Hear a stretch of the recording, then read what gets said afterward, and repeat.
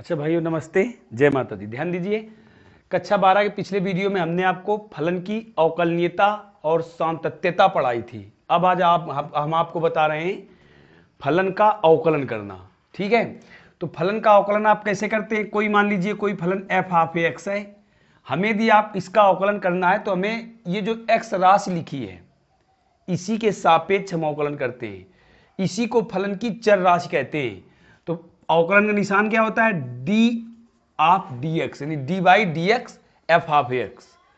तो इसका अवकलन कितना हुआ? एफ डैश एक्स से इसको प्रदर्शित करते हैं। इसका अर्थ है differential coefficient of F half X with respect to X. इसका अर्थ है एफ एक्स का एक्स के सापेक्ष अवकलन। अब थोड़ा ध्यान देना सभी लोग, एक्स के सापेक्ष जब इसका अवकलन कर रहे हैं तो एक्स केवल हमारी चर राशि होगी, शेष सभी राशियां अचर होंगी। परंतु हमें यह भी पता है कि y बराबर एफ हाफ एक्स होता है, y बराबर एफ हाफ एक्स होता है। तो आप इसका अवकलन, ये परतंत्र चर होगा तो इसका अवकलन शून्य मत करना। D Y upon D X equal D upon D X F half X लिखोगे तो ये हो जाएगा एफ डैश एक्स, अर्थात D Y upon D X equal F dash X होगा। y बराबर एफ हाफ एक्स है। ठीक है, तो ये फलन का अवकलन हो गया। आप ध्यान से सुनिए, हमने क्या बताया कि जिस राशि के सापेक्ष हम अवकलन करते हैं वही राशि चर होती है, शेष सभी राशियां अचर होती हैं y को छोड़कर। यदि y बराबर एफ हाफ एक्स है तो y को छोड़कर, ठीक है, y परतंत्र चर हो जाएगा। अब इसके बाद आगे आइए, तो आगे हम आपको बता रहे हैं कि कुछ फलनों के अवकलन हैं, उनको आप ध्यान से देखना, इन्हें आपको कंठस्थ होने चाहिए। जैसे सबसे पहले अचर पद का अवकलन। अचर पद यानी सी कांस्टेंट है, अचर पद का अवकलन शून्य होता है। फिर चर, जिस राशि के सापेक्ष हम अवकलन करते हैं उस राशि का अवकलन एक होता है। जैसे x के सापेक्ष हम x का अवकलन कर रहे हैं तो इसका अवकलन एक हुआ। ठीक है, फिर चर की घात अचर x की पावर n, चर की घात अचर का अवकलन, x की पावर n है, चर की घात अचर का अवकलन होता है n x की power n minus 1।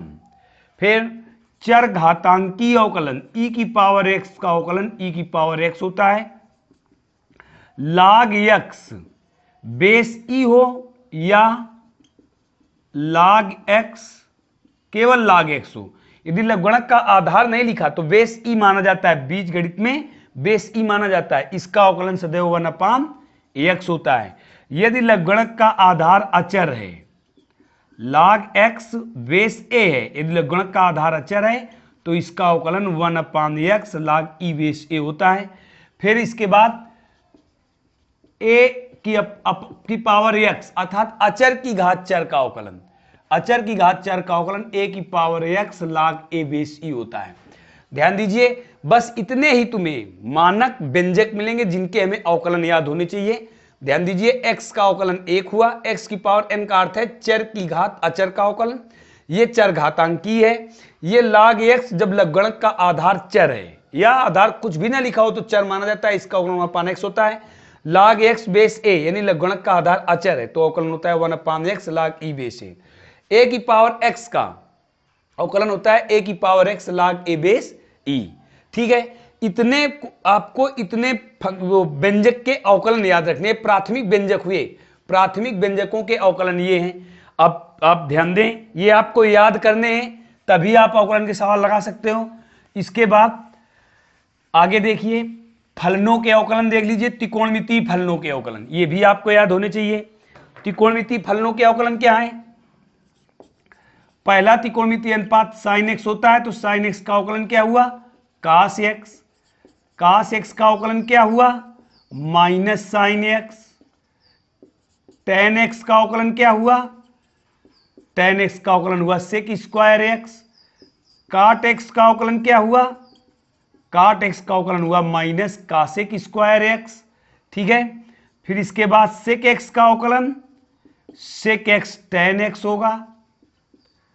cosec x का अवकलन, cosec x का अवकलन minus cosec x cot x होगा। देखिए 6 त्रिकोणमितीय अनुपात हैं, इनके भी अवकलन आपको याद होने चाहिए। sin x का अवकलन cos x, कास एक्स का अवकलन minus sine X, tan X का अवकलन sec square X, cot X का अवकलन minus cosec square X, sec X का अवकलन sec X into tan X, और कासेक एक्स का अवकलन minus cosec X into cot X. एक बात और, जब हम किसी भी फलन का अवकलन करते हैं तो जब तक राशि का अवकलन नहीं हो जाता तब तक हम अवकलन करते हैं। जैसे जैसे साइन एक्स है तो साइन एक्स का अवकलन किया, साइन का अवकलन क्या होता है, कास होता है, कास एक्स हो गया। अब हम राशि का अवकलन करेंगे तो एक्स का अवकलन एक होता है, लिखा नहीं जाता, ठीक है, एक बीजगणित में नहीं लिखा जाता। यदि इनटू में है तो इस प्रकार से हम इसके अवकलन करेंगे। इसके बाद ये त्रिकोणमितीय फलन हो गए। अब प्रतिलोम त्रिकोणमितीय फलनों के अवकलन देख लीजिए। प्रतिलोम त्रिकोणमितीय साइन इनवर्स एक्स होता है, कास इनवर्स एक्स होता है, टेन इनवर्स एक्स होता है, सेक इनवर्स एक्स होता है, कासेक इनवर्स एक्स होता है और काट इनवर्स एक्स। देखो 6 हैं, इनके अवकलन देख लीजिए। D upon D x, D upon D x, D upon D x. देखिए इनके अवकलन, साइन इनवर्स एक्स का अवकलन क्या होगा, 1 upon root 1 minus X square, cos inverse X का minus 1 upon under root 1 minus X square, tan inverse X का 1 plus X square, sec inverse X का 1 upon X root X square minus 1, इसका minus 1 upon root X square minus 1, और cot inverse X का minus 1 upon 1 plus X square. इतने आपको अवकलन के सूत्र याद होने चाहिए प्राथमिक रूप में, ठीक है।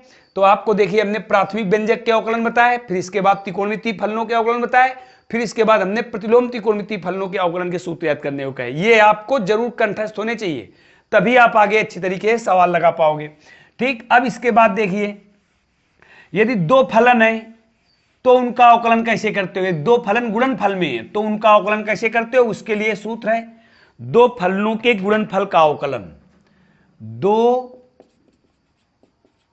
फलनों के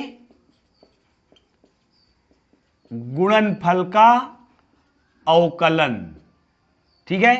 क्या होता है, यह होता है प्रथम फलन into D by D x, अर्थात द्वितीय फलन का अवकलन प्लस द्वितीय फलन इंटू प्रथम का अवकलन। ये फार्मूला है कब, जब दो फलन गुणनफल में हो, तब दो फलनों के गुणनफल का अवकलन होता है प्रथम फलन इंटू द्वितीय का अवकलन प्लस द्वितीय फलन इंटू प्रथम का अवकलन। इस सूत्र का प्रयोग हम तब करते हैं जब दो राशियां, चर राशियां गुणनफल में हो। यदि उनको हम एक ही चर राशि में बदल दें तो फिर हम इस सूत्र का प्रयोग नहीं करेंगे। जैसे आप फॉर एग्जांपल देखिए, अगर मान लीजिए कहीं कहा जाए sec X into sine X का अवकलन कीजिए। आप देखिए sec X into sine X में दो फलन है, दो एक्स हैं गुणनफल में, तो इसका मतलब ये सूत्र लगेगा। परंतु हम प्रयास ये करेंगे कि ये दो एक्स ना होकर के केवल एक ही एक्स बना रहे, ठीक। तो इसको देखिए हम त्रिकोणमिति के फार्मूले से हल कर सकते हैं। तो देखिए एक एक्स बचेगा आकर के, अब प्राथमिक फलन बन जाएगा, ये प्राथमिक फलन बन जाएगा। प्राथमिक फलन किसे कहते हैं, जिस फलन में चर राशि केवल एक ही हो उसे प्राथमिक फलन कहते हैं। तो आप कैसे लिखोगे इसे, 1 अपान कास एक्स इंटू साइन एक्स, तो क्या हुआ साइन एक्स अपान कास एक्स, और आप जानते हैं साइन एक्स अपान कास एक्स इक्वल tan एक्स होता है। और देखिए यहां दो एक्स राशियां, दो चर राशियां एक्स थी, अब एक चर राशि बची। अब आप इसका अवकलन कर दोगे तो देखो D of D x tan x, इसका अवकलन क्या होता है सेक स्क्वायर एक्स। तो आपने क्या देखा कि दो फलन गुणनफल में थे, परंतु हमने इसको एक ही फलन में चेंज कर दिया, साधारण बना दिया, प्राथमिक फलन अवकलन कर दिया। हम तब इस सूत्र का प्रयोग करते हैं जब इन दो चर राशियों को एक चर राशि में न बदल पाए। यदि न बदल पाते इसे हम, तब फिर इस सूत्र का प्रयोग कर देते, ठीक है। अगर मान लीजिए, अब अगला देखिए आगे, दो फलनों के भागफल का अवकलन। दो फलनों के भागफल का अवकलन क्या होता है, ये अंश बटे हर के रूप में होता है। दो फलनों के भागफल का अवकलन क्या होता है, ये होता है अंश बटे हर के रूप में होता है। आप जानते हैं दो फलनों का भागफल भिन्न होता है, जिसमें अंश अपान आर होता है। तो इसका सूत्र क्या बनाया गया है, डी बाई डी एक्स अंश बटे हर बराबर सूत्र होता है हर इंटू अंश का अवकलन माइनस अंश इंटू हर का अवकलन बटे हर का स्क्वायर। ठीक है, जब भिन्न के रूप में परिमेय व्यंजक के रूप में फलन हो, यानी अंश अपान हर के रूप में हो, अर्थात दो फलनों के भागफल के रूप में हो, तब इस सूत्र का प्रयोग करते हैं। इसमें भी वही स्थिति है, यदि इनको दोनों को हम एक फलन के रूप में व्यक्त कर दें तो फिर इस सूत्र का प्रयोग नहीं करेंगे। फॉर एग्जाम्पल देखिए आप, जैसे मान लीजिए कहीं ऐसे लिखा है, कहीं लिखा है मान लीजिए x square minus 5x plus 6 अपान एक्स माइनस 3 लिखा हुआ है।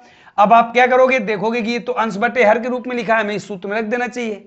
तो सबसे पहले आप ये देखिए कि इसको आप सरल कर सकते हो।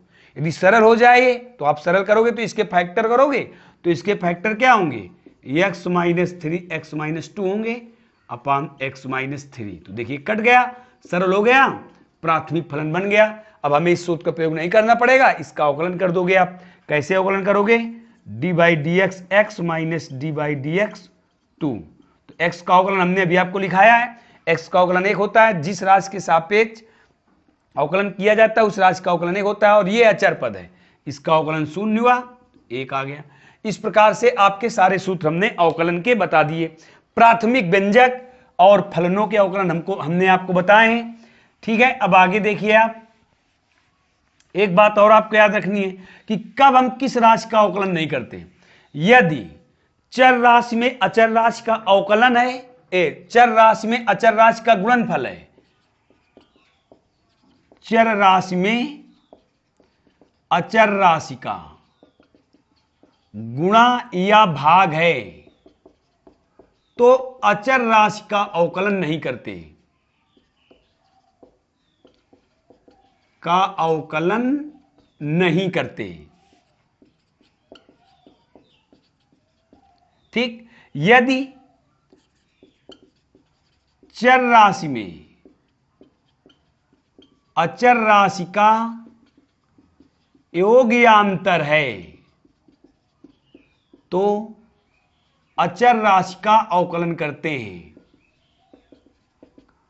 अवकलन करते हैं, दो स्टेप आपको ये ध्यान रखने हैं।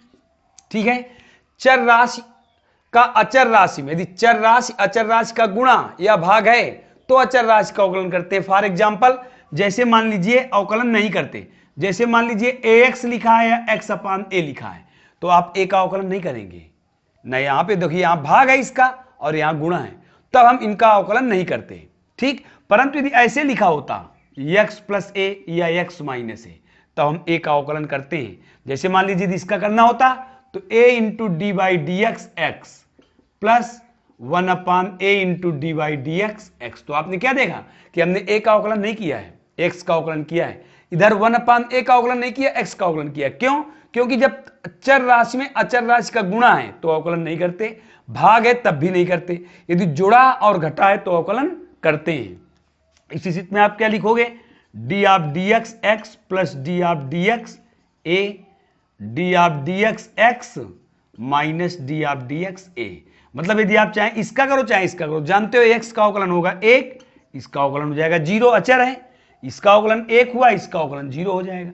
ठीक है, तो अचर राशि का अवकलन 0 होता है। आप मेरी बात फिर ध्यान रखना कि अचर राशि हम कहते किसे हैं, वह राशि जिस राशि के सापेक्ष हम अवकलन नहीं करते वह राशि अचर राशि कहलाती है। दूसरे शब्दों में, जिस राशि के सापेक्ष हम अवकलन करते हैं वह राशि चर राशि कहलाती है, शेष सभी राशियां अचर राशियां कहलाती है, केवल y को छोड़कर। कब? जब y राशि फलन का परतंत्र चर हो। यदि y फलन का परतंत्र चर है तो फिर y का अवकलन dy अपान dx ही होगा।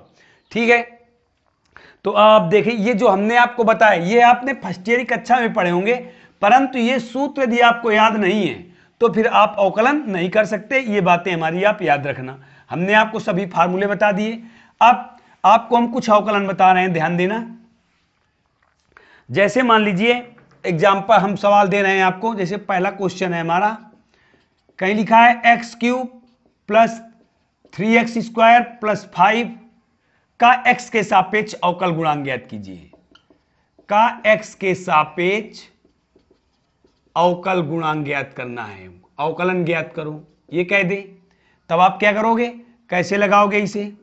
सर्वप्रथम आप इनमें अवकलन का चिन्ह के प्रयोग करोगे। तो अवकलन का चिन्ह क्या होता है? D of D x, D upon D x होता है।